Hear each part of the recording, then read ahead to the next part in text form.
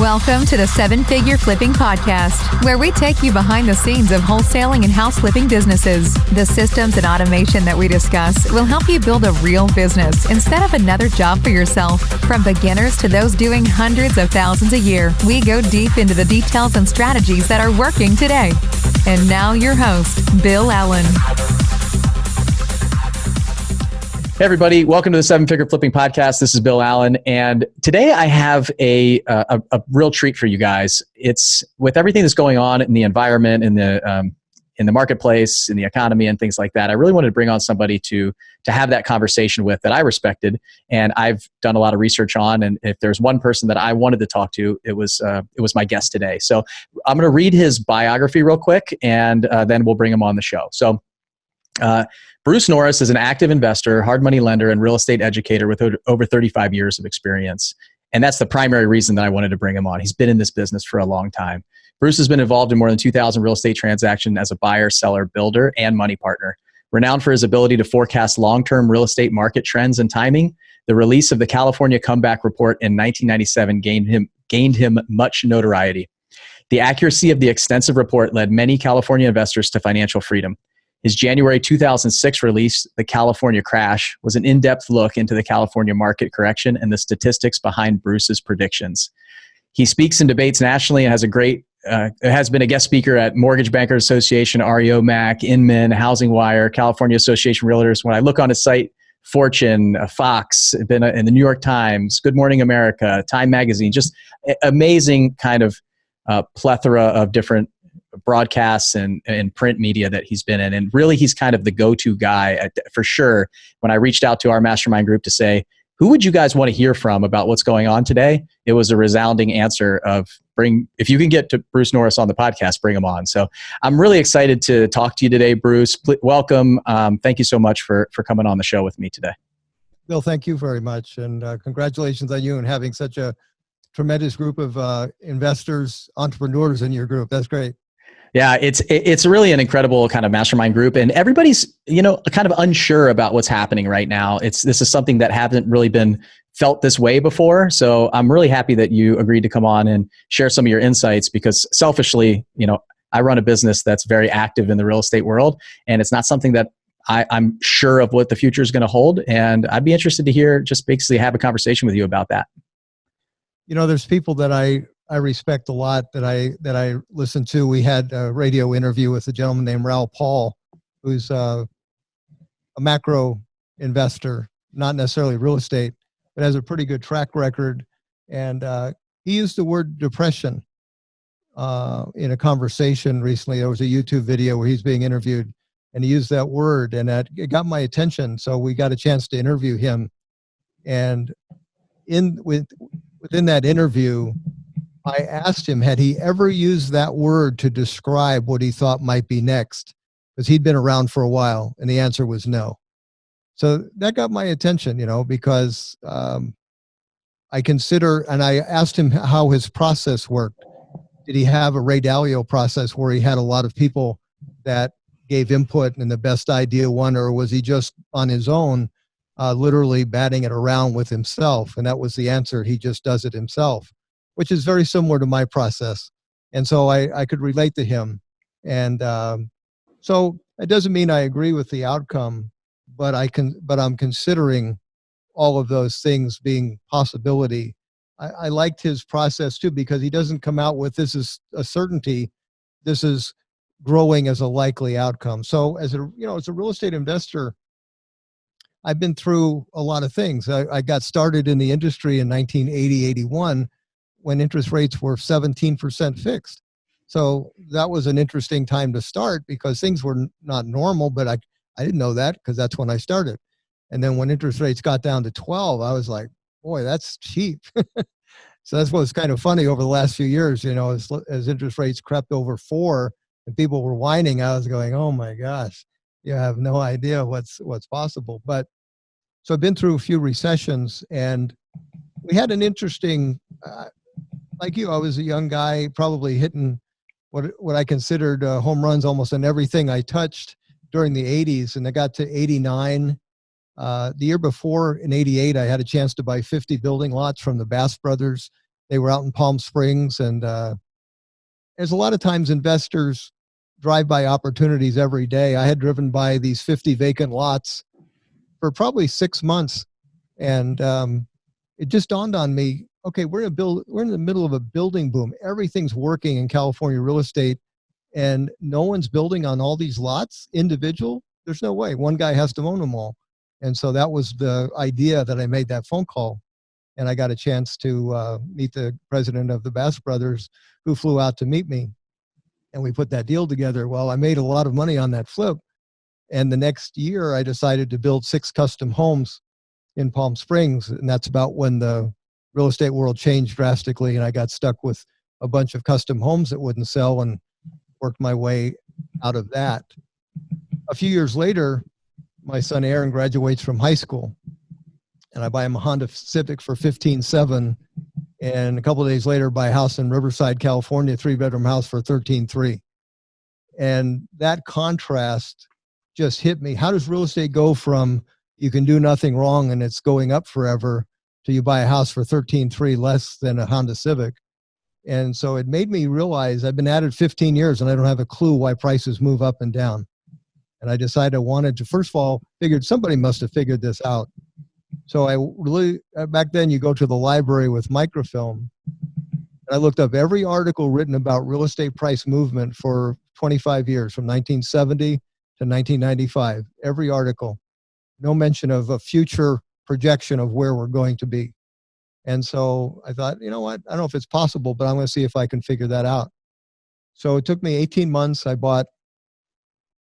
Sometimes I bought books for $1,600 that the library had that I needed. Other times I literally went into their room and I wrote the statistic, looks like affordability 1980. I wrote down every county, every affordability number for every county of California. And I do that for every statistic. And I made all these charts to see if I could tell if there was a domino chart that started a downturn, domino chart that started an upswing for California specifically. That's what I was working on. And that's how we ended up writing the first report, the California Comeback, Why Prices Will Double in the Next 8 Years. And what's interesting about if you're writing a report of value, it's before the event happens. And so it wouldn't be much good to write a California crash in 2009, right? It was a little late. But what also happens is when you write a report in advance of its occurrence, the mood is not there. So in say 1997, real estate had gone down for 6 years in a row. And in January, I'm standing in front of the builders of California and a lot of investors saying, these prices are going to revert, go back up. I mean, it was good news to people, but it was so hard to believe because that's not where you were. But that's where the charts told me we were going. And so that's basically starting then, and from then on, I make decisions by what charts tell me is most likely. And some of that has to do with knowing how people react. So we'll get to eventually the coronavirus, but a big part of it is how people react. And so I learned that through the 1990s. Then we had a buildup of price that was crazy. You know, as you know, most of us owned properties in 2000 and up until 2006, and the prices just went crazy. And I did all the math on that, and we wrote a report called The California Crash, why prices could go down by half and foreclosures go up thousands of percent. And once again, what was the mood of the real estate market at the time? It was euphoric. So how would you like to do a debate in front of the builders of California, who literally the second they put something in framework, they probably have 25 people want to buy it at full price. And I'm standing there telling them next year, you're going to be sorry you continue this process. That's a little hard to believe, but that's why I like charts, because I looked at that as inevitable and they looked at it as, well, today we have evidence that we're in a perfect market. Nothing we can build doesn't sell. And I like a chart because it tells me in advance that's not going to continue. So that's basically how we make decisions. In 2017, we wrote a report with the title 2% mortgage rates, 40 trillion in debt. And it was basically a projection that we would have mortgage rates in the 2%, which we had for a brief moment until they played with some. So I took a picture of that. I had a lender of mine who knew I had done the prediction. And I said, when FHA rates start with a 2, I want to get a text from you, because that's a pretty outrageous statement if you're looking at it from 2017. But I did think that would occur. And I think, unfortunately, we'll have the debt level, because that was a projection for 10 years on the 40 trillion. But now, so all of those things have taught me how to not only look where I am, but where I'm likely to go. So this coronavirus is a new thing. It's not that we haven't had viruses before, but this one seems to be, I mean, how many times have you heard they shut down Italy? No baseball, no Disney. Okay, so this is a bigger event than ever. So that one, yeah, you really start thinking, okay, how does this change human behavior, and for how long? And that's, if you have the answer to that, you probably know how this ends. And that's really true. Yeah, it's interesting. I wrote down a couple notes as you were talking, and you said you'd been in this for 15 years and still didn't have a clue at that point until you really kind of jumped in for those 18 months. And I feel like that's me right now. And I haven't even been in this for 15 years, and I'm not going to be the first one to even try to predict what's going to happen or even think. I'm coming up with some contingency plans for myself and my company, and trying to reach out to some experts like you. But a lot of people that I see do think that they know what's going on. And this is exactly what you're talking about. 3 weeks ago, if people would have said, hey, the sky's going to fall out, it's exactly what you're talking about. You're going to be standing in front of people who have seen it booming for a while and say, maybe eventually, but not tomorrow. And then things change so fast. Like almost overnight, I saw a transition, which it was just a little bit shocking to see it shift so fast. And I even see kind of taking it like day by day now, just instead of, I'm an engineer. My background is numbers, math, things like that. So I love all of the stuff you're talking about. I can just picture myself in a library analyzing data. And so I'm constant, and I was also a helicopter pilot for the Navy. So I'm constantly just taking in information, trying to make decision, and trying to predict short and long-term contingency plans. Like the what if this happens, then I have a backup plan. If this happens, then I have a backup plan. Because I don't know where we're going to go, but I know that I take all the information that I have in my experience and make a decision of the path that I'm going to take and the direction that I'm going to go. So you said like how the people act. Like, is it even possible to control that, or is that completely out of control at this point? Because I completely agree with you. People's action, the human behavior, is the biggest wild card in anything that we have. I'm a marketer.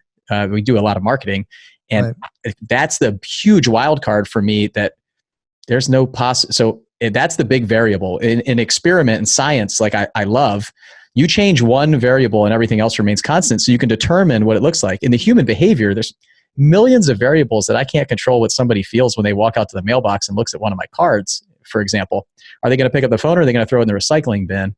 So there's a lot of factors that come into play there. So I'd be interested to hear what you think about like the people's reaction and all of these things. Like, are we seeing a huge domino effect that's just going to continue?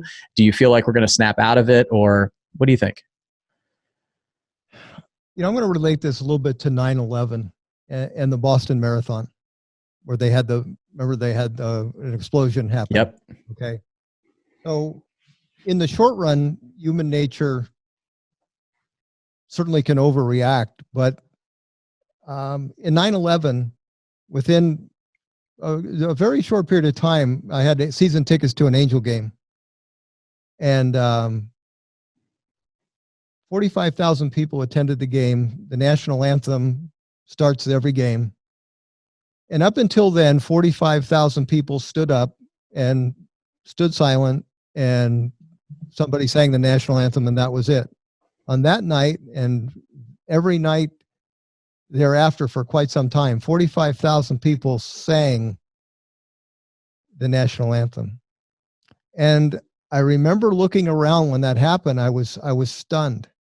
And by the way, thank you for your service. I really appreciate that. Oh, you're welcome.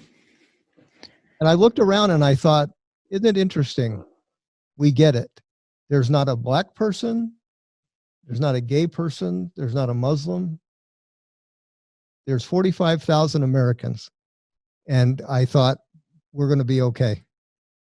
And that's where we usually land. The Boston Marathon had an explosion that took the lives of people. And in the next year, there was a 35% increase in the number of people that got into the race. And that had not happened before, ever.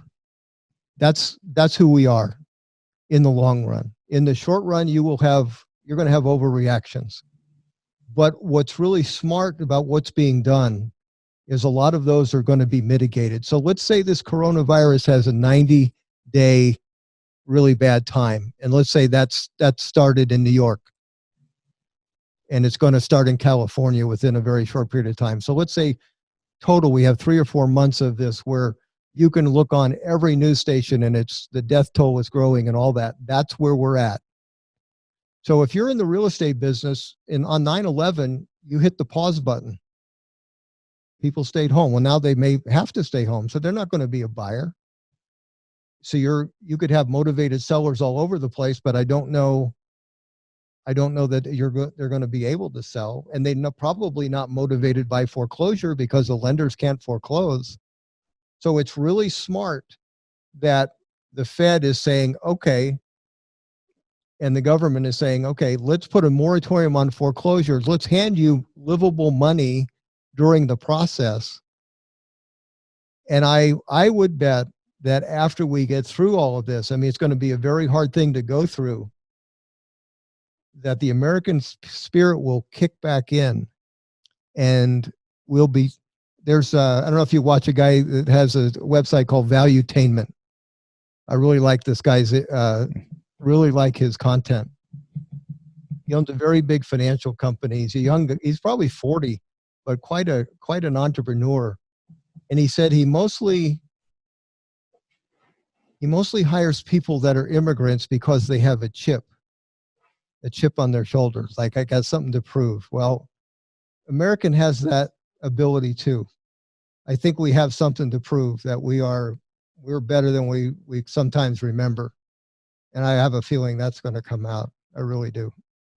So I love that. I remember, I think everybody who was of an understanding age, maybe, I don't know, 15 or older in 2001, September 11th, knows exactly where they were standing, exactly where they saw that, where they were, everything. I was in college at the time. I was a Navy ROTC scholarship at school. So it was a Tuesday, and I was wearing, I think, I think it was a Tuesday. I think I was wearing my uniform. We wore our uniform on Tuesday and Thursday, and I was in my ROTC uniform. I'll tell you, I will never forget the uncertainty that I had at that time as a young military guy in college, getting ready to get a commission in the Navy, thinking they might ship me out to go to war, and as an enlisted sailor in the Navy. And there was so much uncertainty going around, a very similar feeling, obviously different, but similar uncertainty and anxiety in the world at that time that we feel right now. Obviously, it shut down the financial markets.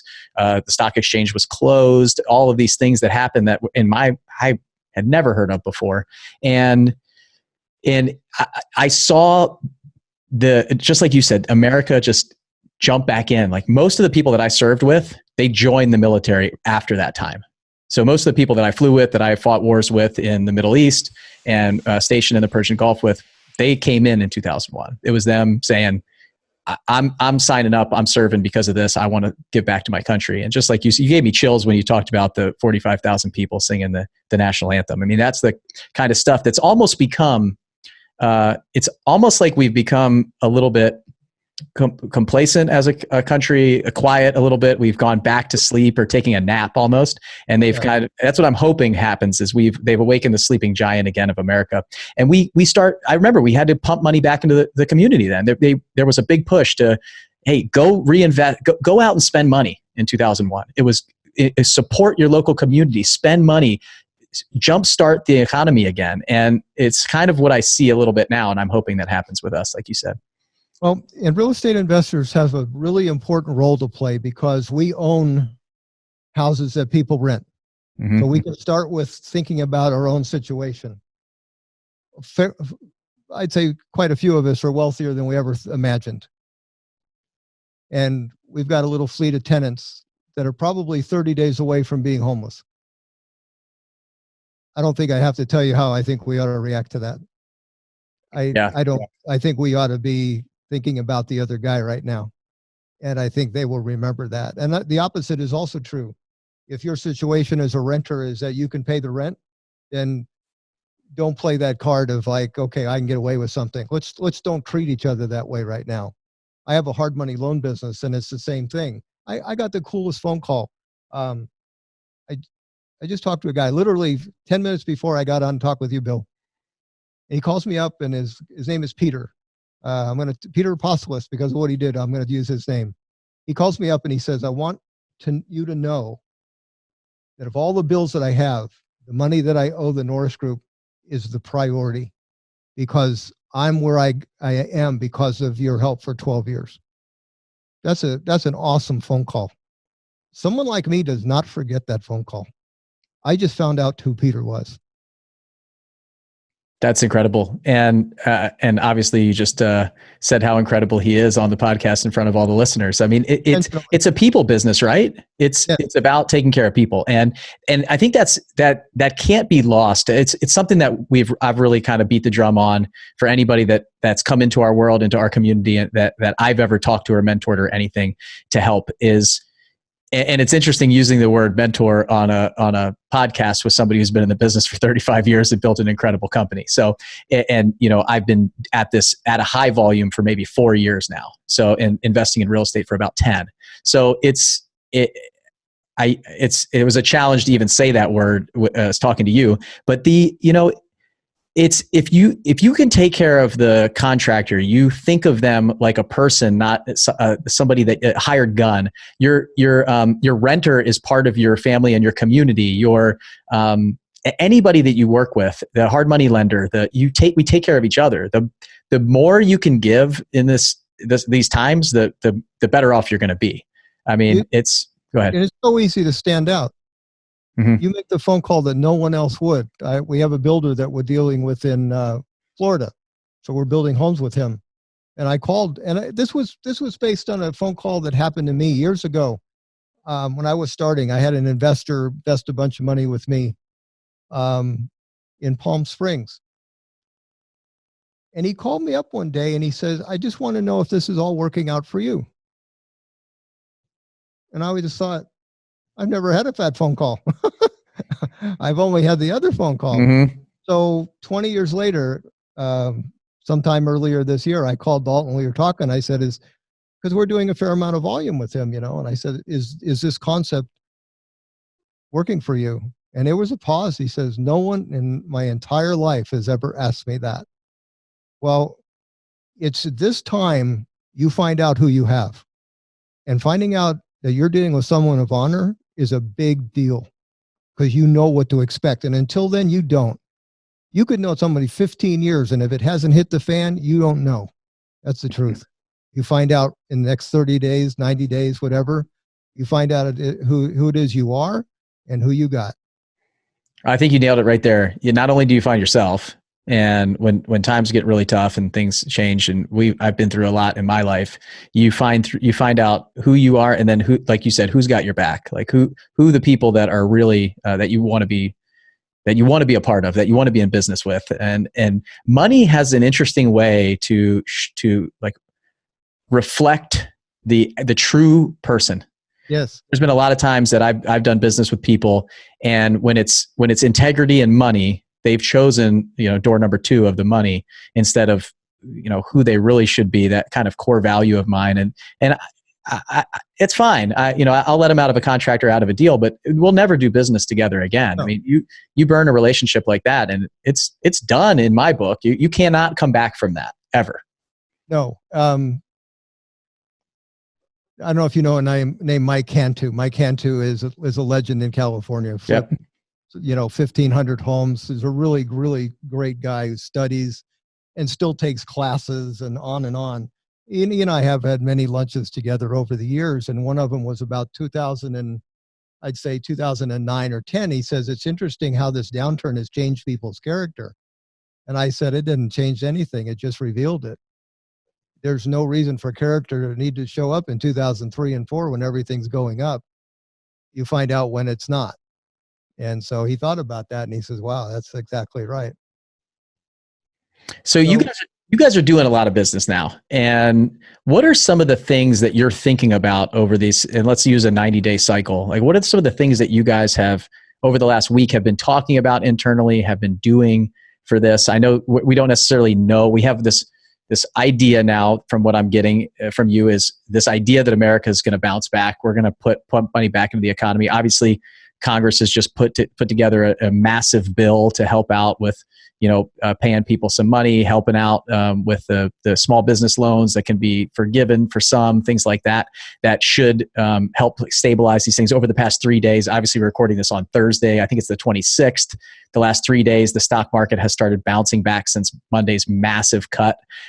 So some of the hard money loans that on Monday, hard money lenders were getting calls on Monday, are starting to say, okay, I'm not as concerned as I was 3 days ago. So I'm just interested to know some of the things, maybe some advice that you can give for some people, or some of the things that you guys might be thinking about or doing inside of your businesses.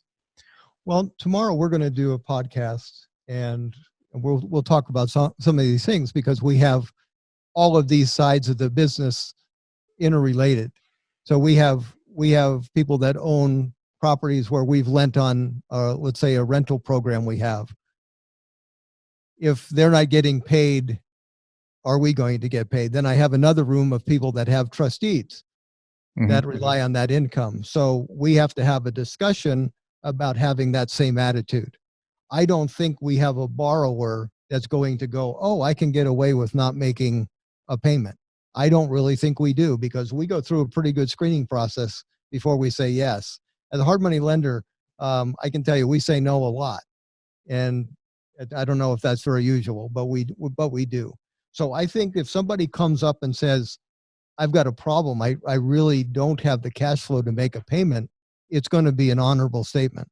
I want to be able to tell that lender, there's a situation, and I want to have a team mentality. And by the way, this is how you survive a 50% price decline in 2008.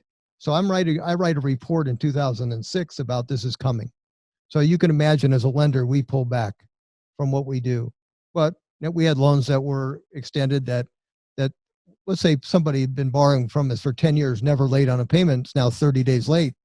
I didn't wait for that to get 31 days. I called. I said, okay, let's talk. I said, do you still have a profit motive on the house? No, man. He said, I'm just trying to get out of Dodge. I said, okay, let me buy it. Let's hold an auction. Let's take a 10 grand hit instead of a 50 grand hit. So we solve stuff instantly by having that attitude. Well, this is going to be really tough for a short period of time. And how we deal with it will either exacerbate or make it feel like, okay, wow, that was not a big deal because we actually cooperated and got to the other side. That's what we've got. We've got a 9/11 that's going to last 3 or 4 months. That attitude is going to be that kind of pervasive. The news is going to be that kind of heavy. And then all of a sudden, that chart of infections and deaths will go down and down and down. And we'll have another place to go. Those decisions in between the next 3 or 4 months, and in all the study that I did, Bill, trying to figure out what causes price damage in a marketplace. It's when the foreclosure inventory dominates the comps. That's my opinion. You're not going to have enough motivated sellers in a marketplace in the next 3 or 4 months that are private parties. They're going to be people that are nervous that put up their home for sale. You're going to have a lot of inventory, a lot more inventory for sale maybe than you normally do. Are you going to have a lot of sales? Probably not. There might be our industry that buys some houses, but you know what? We're there for liquidity. That's exactly what we provide the marketplace. And I feel great about that. I'm glad that we exist. You know, those big companies they exited the door as buyers. You and I did not. That's what we do. And so we're still there. So somebody whose world, let's say you got 20 houses and it gets a lot more comfortable if you have 19 and you have the other in cash. That's what we do. And so I'm excited that we're going to be out there participating in that.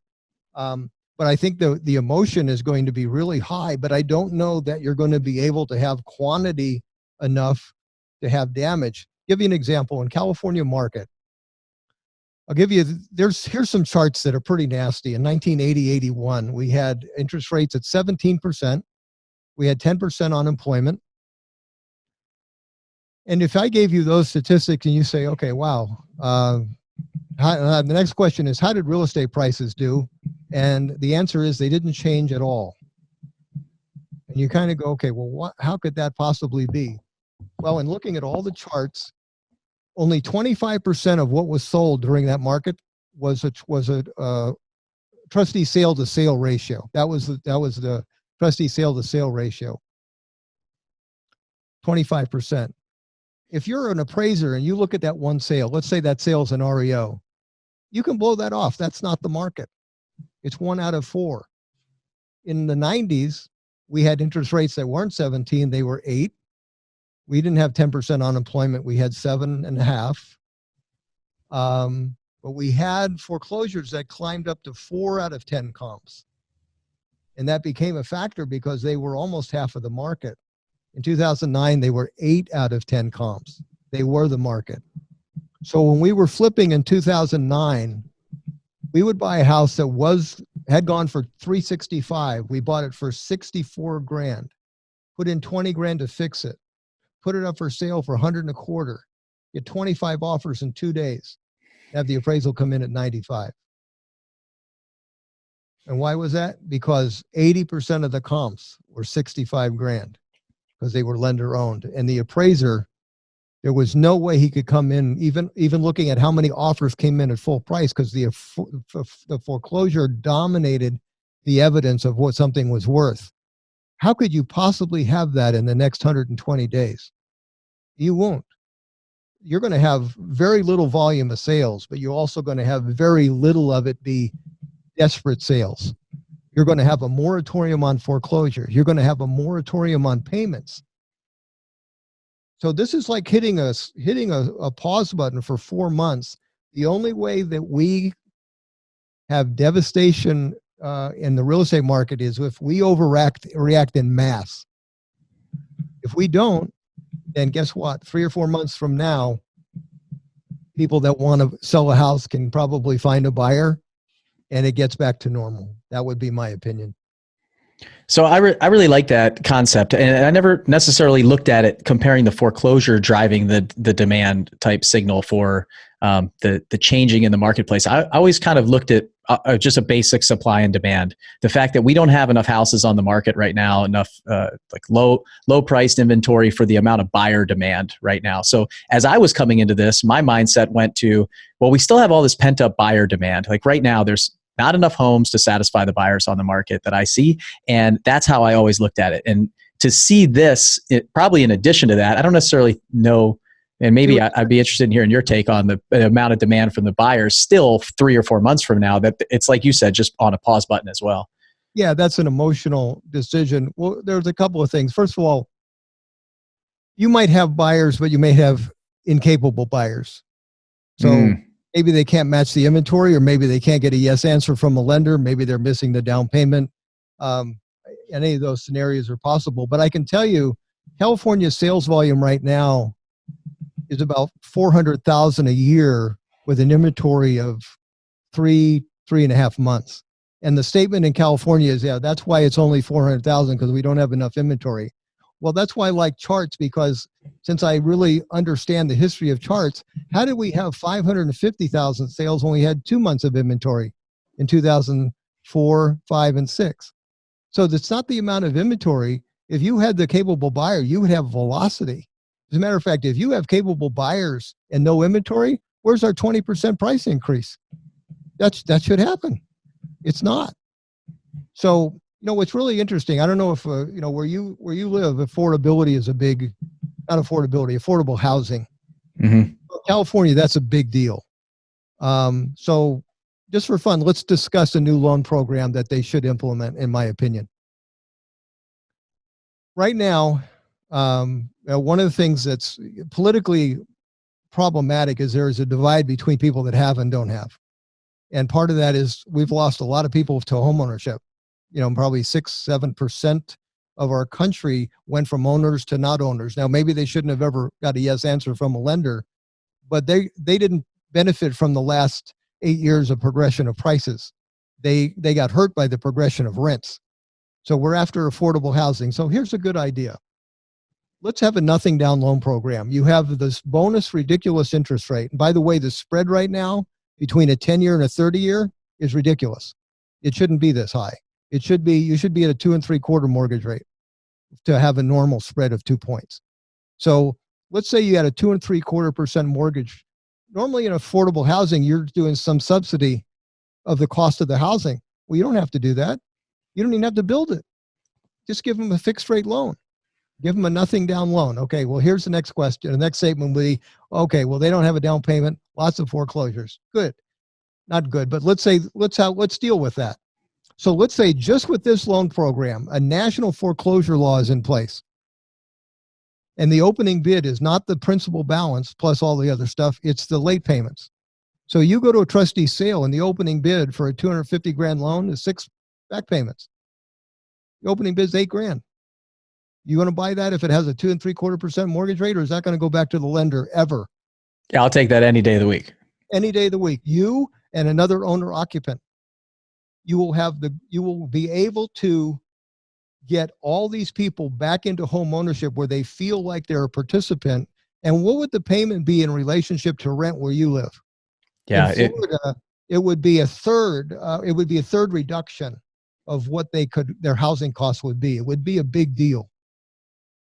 So this is not a selfish thing, obviously. I have rentals, but I think America needs to have, maybe a chance to get into a home.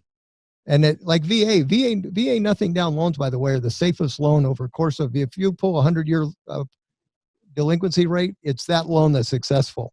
So mimic a program like that, or even a VA or an FHA loan program, but nothing down with that caveat of this is how you get rid of the property is you hold the opening bid with the late payments. You won't have a foreclosure. You'll buy it, I'll buy it, or another owner occupant will buy it. Well, by the way, when interest rates do get into the 2s, the lending industry will do 80% of America's loans in a refi and then be out of business for the next 10 years. Mm-hmm. And people that refi at 2.5 or 2 3/4 are going to be in place, period. That's going to have a really bad effect. So how do you counter that? Okay, let's have a new toy. Let's have builders be able to build affordable houses in your area and the area that I'm in, Florida.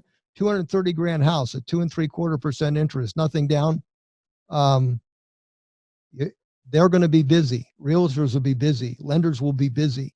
You don't do that, you're going to have a big hole. You're going to have this gigantic year and then close down lenders for a decade.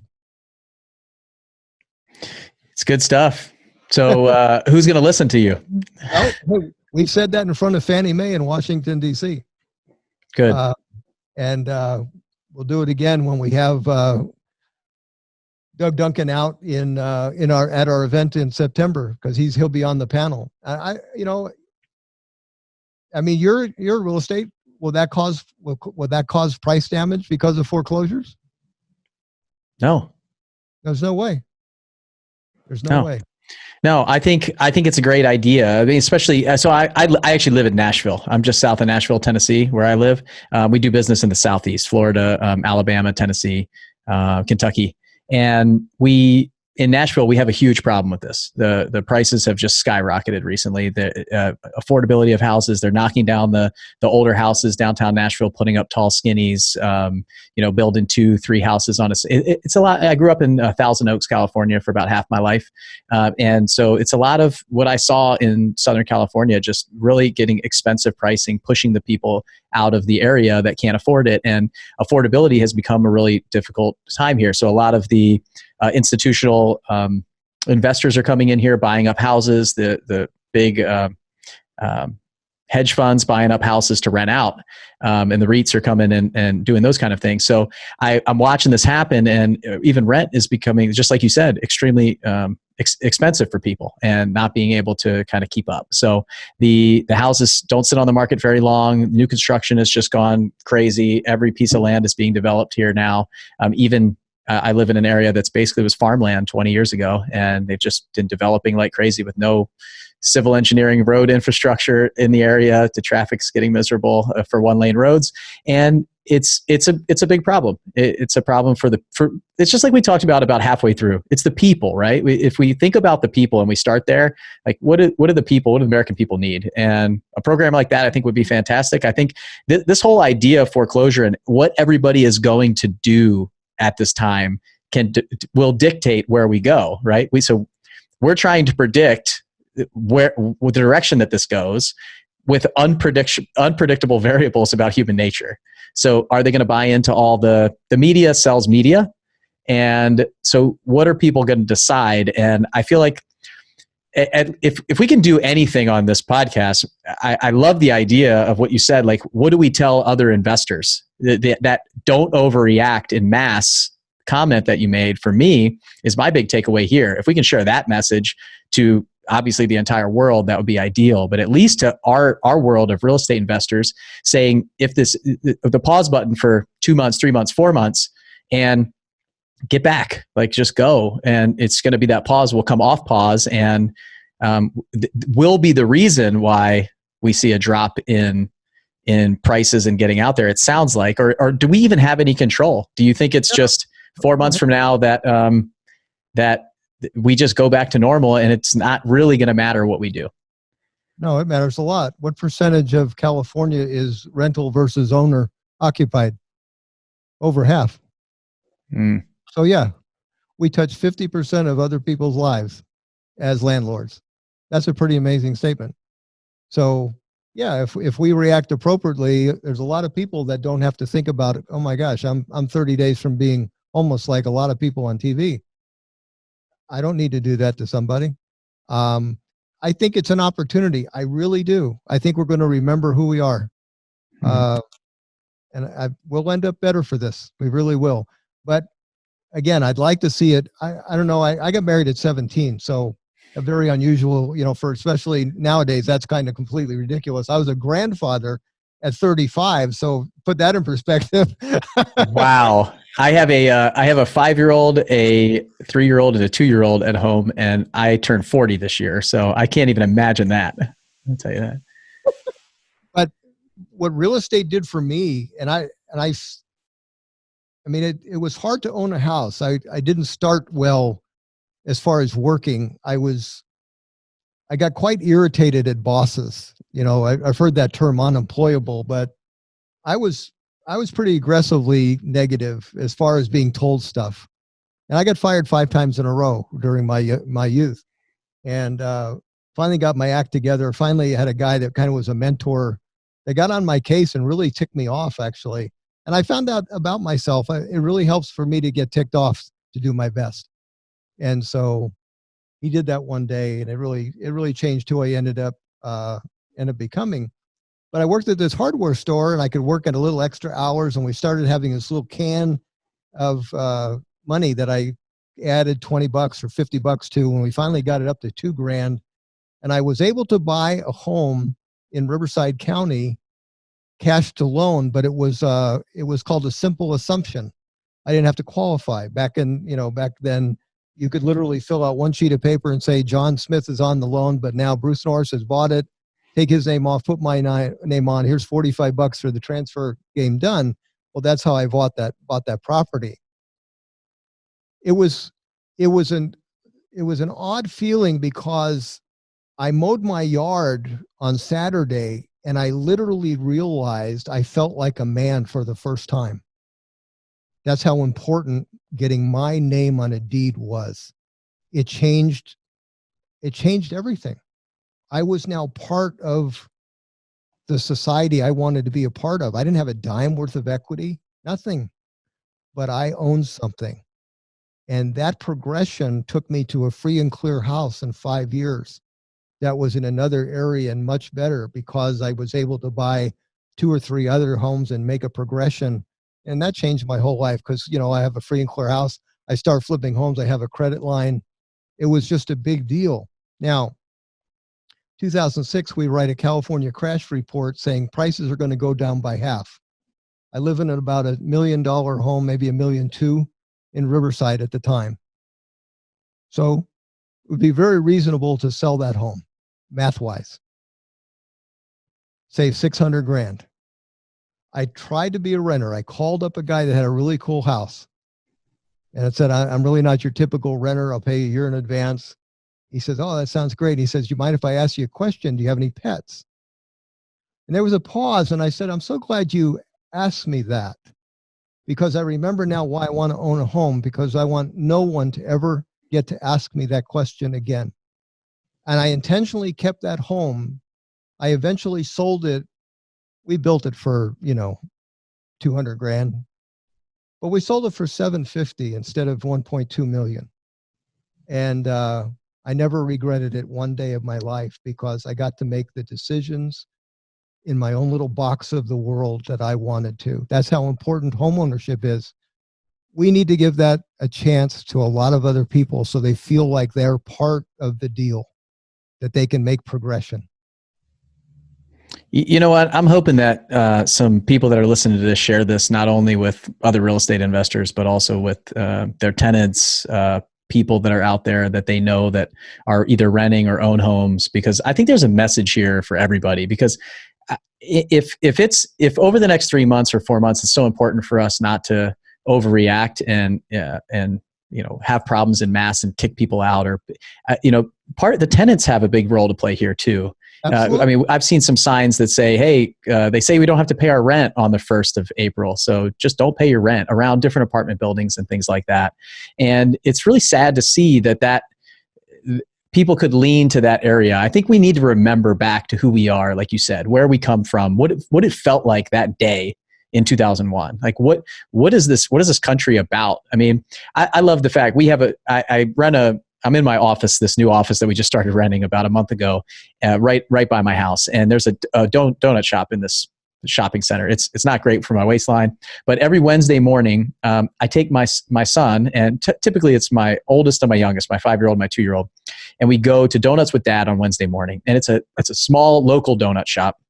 And there's a Dunkin' Donuts right down the street that my 5-year-old likes to go to. And the donuts are about twice as expensive at this donut shop, but it's a local person who, her and her husband are immigrants. They work there. They work really hard, and they love what they do. They're so nice to my kids. They're always bringing out extra donuts and dropping them in, and just anything that they want, it's there. And my son looked and said, like, one day we were in there. He's like, Daddy, I really want to go to Dunkin' Donuts. I said, son, we come here so we can support the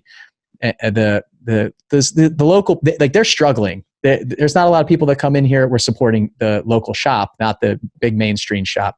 And in that message was basically like, we need to figure out how to support the other people that are in our community. And I realized that there's probably a franchise owner of Dunkin' Donuts, but they have so much traffic that they're putting the other people out of business. And what I see here is the same thing. Like, the tenants need to jump in with us and see that the landlords aren't the bad people. And the landlords also need to understand that it's not you versus the tenant. You're a team. You guys work together for that ecosystem to exist, and really take care of each other in this time. Like, we really need to support everyone.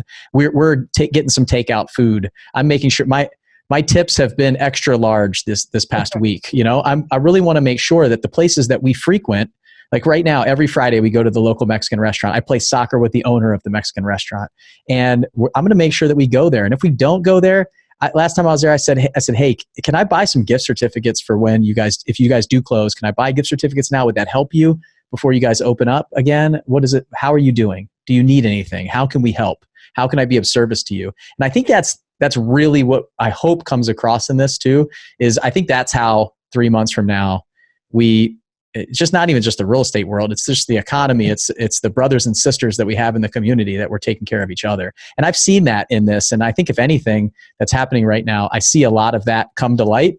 And I also see the other side of it. We're holding up to mirror to the people and see who they are. So hopefully people are waking up and seeing that we need to be a little bit stronger together.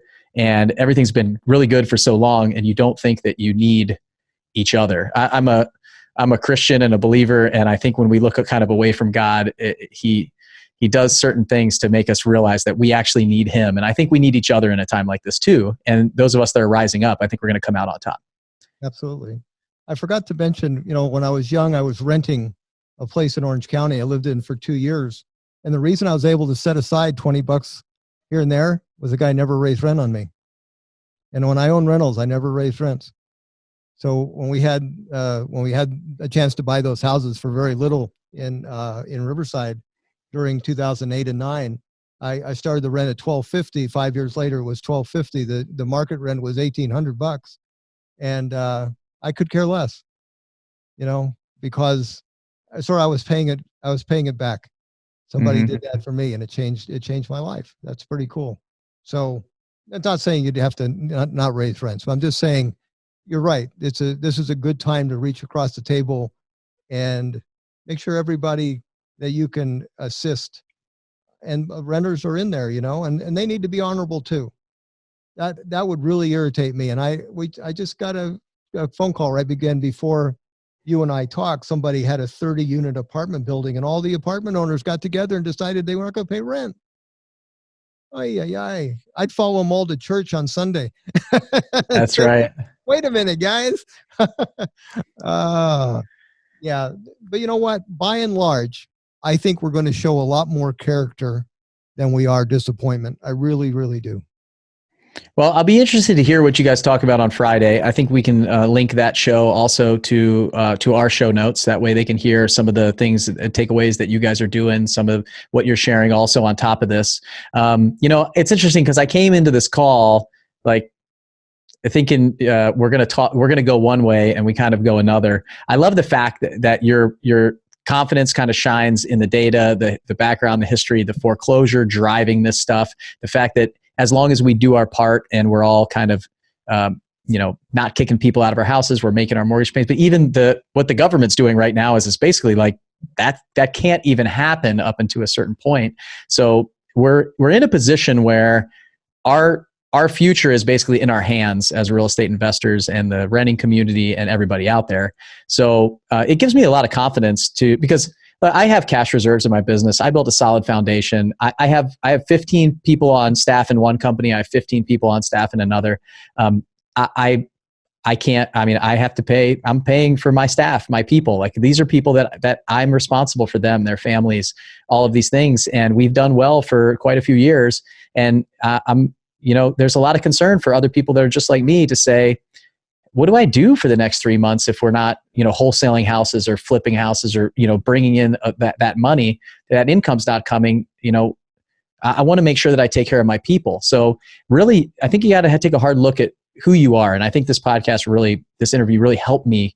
I know where I stand, but hopefully you guys that are listening, where you stand. If you have people, you're treating your people with respect. And I've even heard of some of the owners that I know that they're talking to their staff and saying, hey, what do you guys need? And they're saying, you know what, I can actually take a little cut if things become tough right now. It's a mutual discussion that's happening where they're saying, you know what, I'm doing okay right now. Yeah, I realize that things are going to be tough for the next couple months potentially. So let's talk about what that looks like, and you're in it together. And I think if you treat your team, I treat my team like a high-performing team. I treated them like a family for a long time, and that was a mistake. But I treat them like a high-performing team, like a Super Bowl winning team.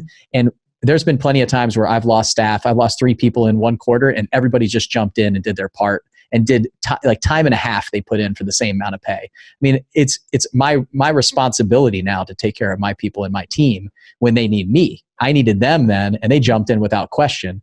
So why would I change things now just because of going through a couple of tough months? So I'm excited. I think this is going to really bring that leadership aspect out of a lot of us. And I think there is going to be some opportunity on the back end of this for those people that did happen to fall into some distress, that did fall into some hard times, that we can help them out of those hard times and be there for them. Like you said, you're not sorry that you're a real estate investor. You're not sorry that you do this. We're out there helping people. And I think the real good companies, the strong foundations, the integrity driven businesses are going to shine in a time like this.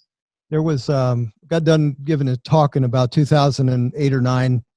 And one of the people in the audience came up to me and he says, and he worked for a large hedge fund company. And he said, I've heard your reputation. I really have a lot of respect for you. I really feel sorry for you. And I said, why is that? He said, well, just there's no way that your company will be able to stay in business with competitors the size of us. And wow, inside I got quite ticked.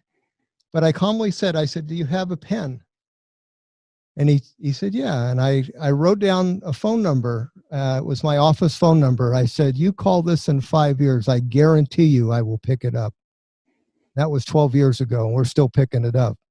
I have a lot of faith in the small business owner and their resilience and how they treat. Yeah, we have everybody that started 25 years ago, 97, 23 years ago, is still here. That's incredible. Did he ever call? Pardon me? Did the guy ever call? Well, he was out of a job inside of a year. Good. But he did me a great favor because, every once in a while you find out what motivates you. I broke an Achilles tendon one time playing racquetball, and I went back to the racquetball place, a couple of days later on crutches, and the best player in the club was really a good player, semi-pro player. He came up to me and said, what happened to you? And I said, I broke an Achilles. You know what he said? He said, oh, good, that's the end of you. I just thought, wow. And I wrote it down. I used to have 3x5 cards and write down stuff that motivated me. And his name was Daggert. Now that's how often I read it. Daggert's Challenge. So 6 months later, I'm warming up in the racquetball challenge court, the clear glass. And just not coincidentally about the time he showed up every day. And he opened up the side door and he puts his head in. He said, are you here for real? I said, I'm here for you.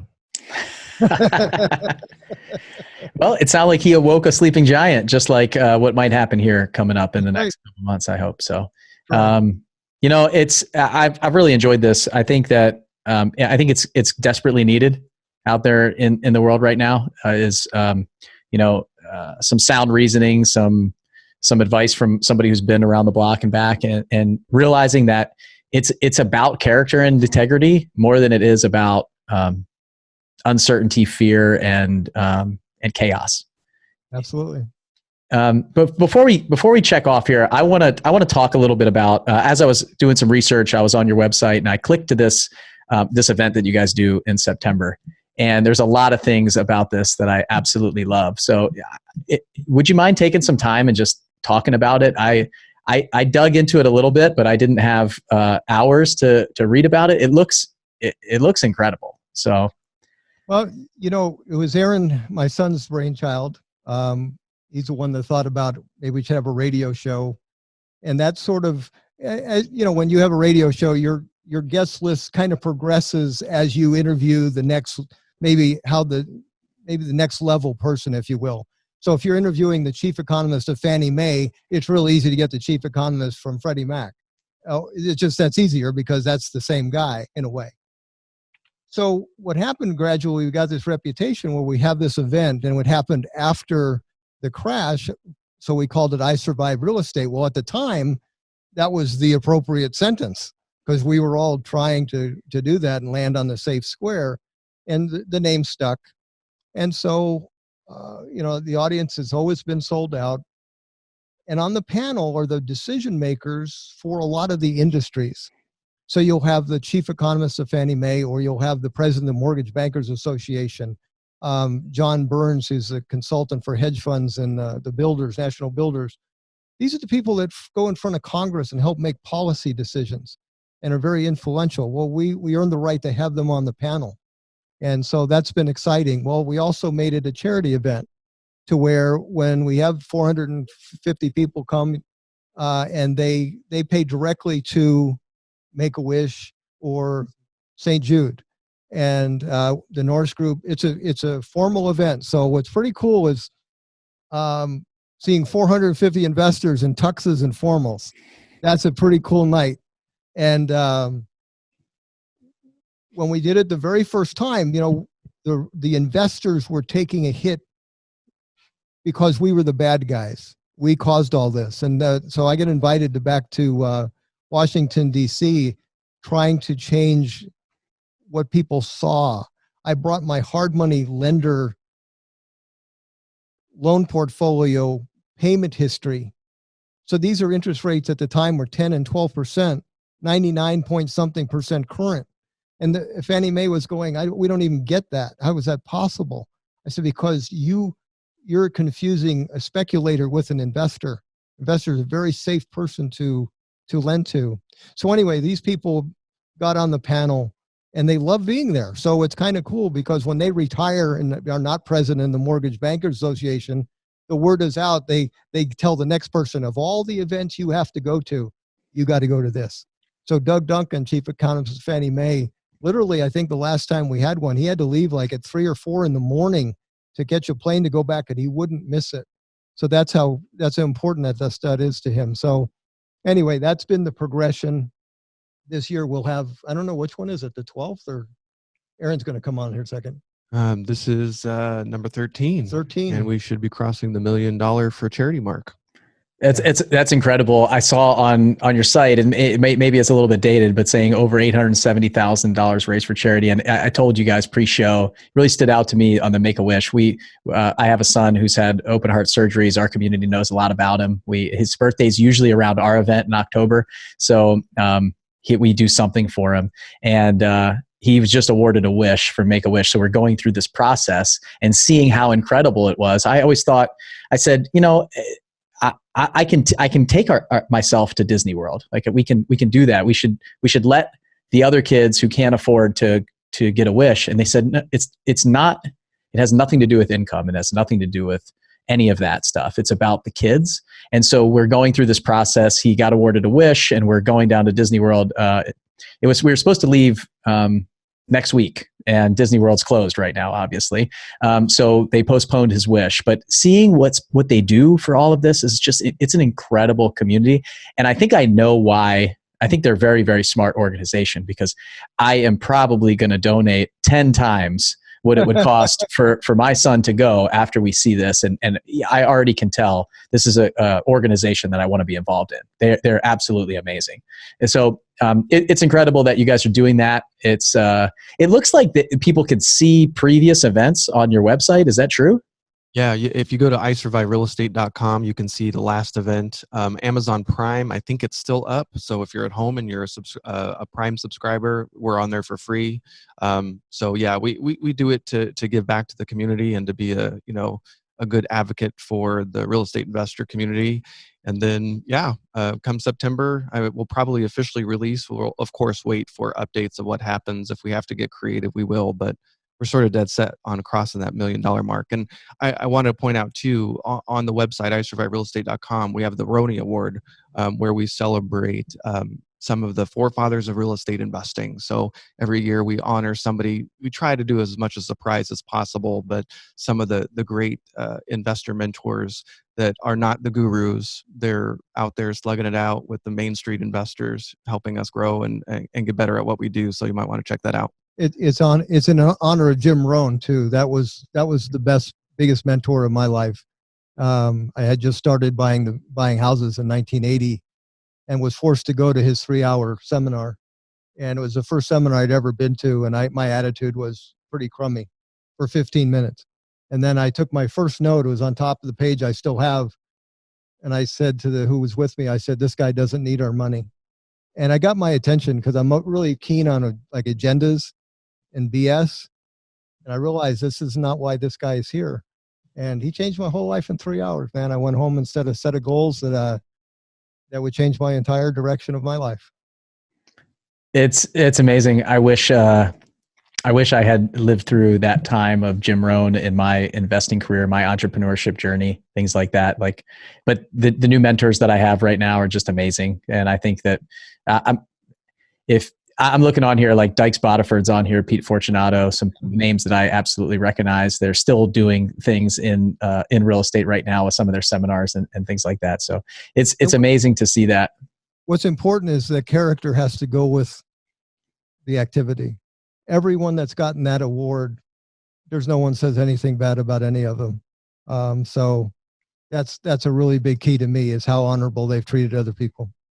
Well, I think that came across here on this podcast for sure. And it's very clear. Hopefully in 25 years from now, there's some 40-year-old kid that's interviewing me about my experience. Like I can tell that you have the same integrity, the same kind of drive and values that definitely attract me to somebody. And I'm really glad that we got linked up and we're able to have this conversation because, I have very specific core values in my life. It's ownership, stewardship, hardworking, integrity, and personal and professional development. And those 5 things are just, I've really drilled down into it, and my staff, my team, all exemplify those things. And it's really, really important to me with, obviously, I think integrity being the highest one. And you guys have it in spades. It's obvious from this conversation and your years of investing, not raising rents. I'm sitting here going, how could you do that? But it's just amazing to hear that stuff. And I think that this is something that our community needs to hear. And I think this is something that they need to share with anybody who could help in the next 3 months, the next few months of what's happening, to really kind of just share something good that we could all do to avoid something that could really hurt us all. And absolutely. We can make a mountain into a molehill with the right actions. Yeah. So isurvivedrealestate.com. We'll put that in the show notes too. That's really cool. Amazon Prime. I'm going to check it out. I'll say, one of the big things that I've been pushing right now is you guys have all this time on your hands. You're home, you're sitting around, and what are you doing? Are you watching Netflix? Are you watching movies? Are you watching the news? Or are you educating yourself? Are you taking the time to do a course, to watch one of these events, to like listen to our podcast, listen to your podcast? Put the good stuff in, and that's the kind of thing that's going to propel you when, a few months from now, you're coming out of the gate swinging and ready to go, and you're building something bigger and better than it was when you came into all this. So that's my hope for my company. I know we're going to have a little bit of time where there's going to be some decisions to be made. Taking the data from the day, every day is changing a little bit. This Congress bill I think is really going to help us out.